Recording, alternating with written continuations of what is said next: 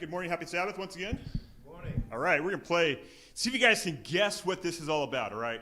And once again, the whole reason for this, the whole service really is to emulate the life of Jesus Christ and to recreate that in each individual, both physically and spiritually. And so that's the whole purpose of our broadcast and then Health Spotlight as well. So the first slide, please. All right, see if we can guess what the problem is. Oh, what is it? What condition is associated with infections in the heart, pneumonia, or in other words, infections in the lung, heart disease and stroke, and also is attributed to premature births? Any answers? Any problems? Good guess. Smoking was on the floor. Any other ideas? All right. Next slide, please. You'll be shocked. The answer is one more click. Poor oral health. Did you know that? All right. Poor oral health is attributed to, number one, premature births. Number two, pneumonia. Number three, infections in the heart, and also heart attacks and strokes. They've actually taken biopsies of plaques or the buildup in arteries, and guess what they have found in 40% of those tested? The bugs in your mouth. All right? So they found oral bacteria in a cardiac lesion inside your heart. So that's interesting, isn't it? All right, so this is kind of a complex diagram. I like diagrams, they're good. All right, so basically what do we see here? Let's try to walk you through it.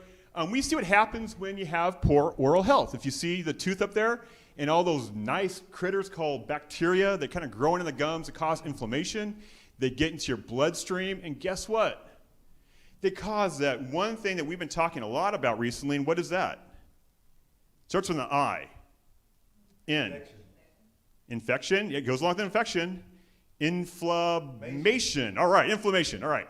So what happens is it triggers a whole bunch of acute phase proteins or inflammatory markers, and that causes problems in your bloodstream, and that leads to infection in the blood. It also leads to the development of plugging of the arteries and everything else. So if you think brushing your teeth isn't important, oh boy. All right, so that's the one take-home message from today, all right?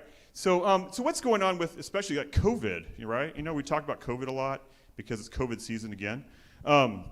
It's inflammation, and that's why people are dying, getting very sick, is because they have a lot of inflammation. And inflammation, guess what? Starts where? In your mouth, right? Inflammation starts in your mouth. And the foods that you eat also influence that as well. So anyways, so how do we combat this oral inflammation? All right, next slide. All right, and this is not stuff I made up. I even talked to a dentist about this just to make sure I was on track, all right?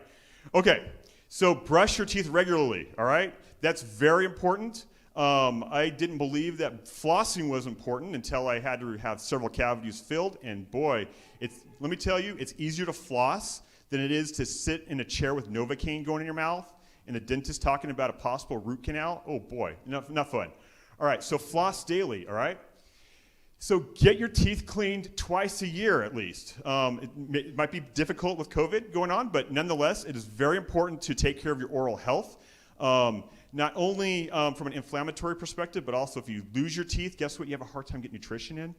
So anyways, get your teeth cleaned as regularly as possible. I went for my first tooth cleaning when I wouldn't say what age it was, but it was at least a while since I'd had it, and they had to use like an ultrasonic brush to clean off the plaque. It was so thick, and it was kind of gross. Chunks were flying everywhere. All right, but going to the dentist for my teeth cleaning, it's pretty easy, and it feels great after I'm done instead of painful. All right, so if you do not have floss or a toothbrush by your side after you've eaten, especially like lunch or something, wash your mouth out with what?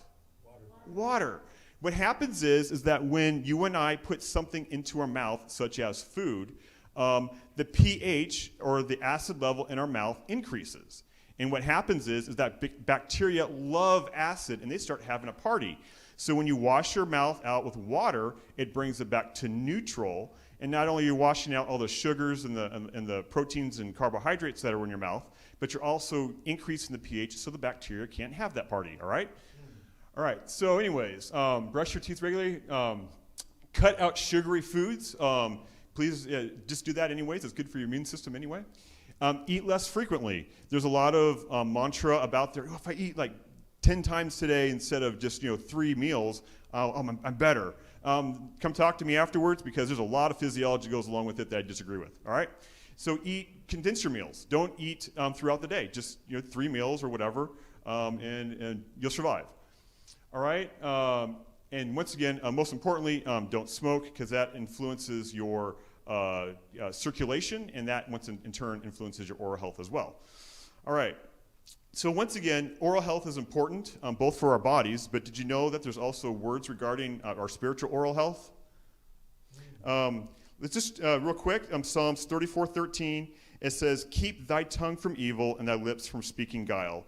Depart from evil and do good. Seek peace and pursue it. The eyes of the Lord are upon the righteous, and his ears are open unto their cry." So not only is our physical health coming from our mouth, starts in our mouth, but our spiritual health as well. Amen.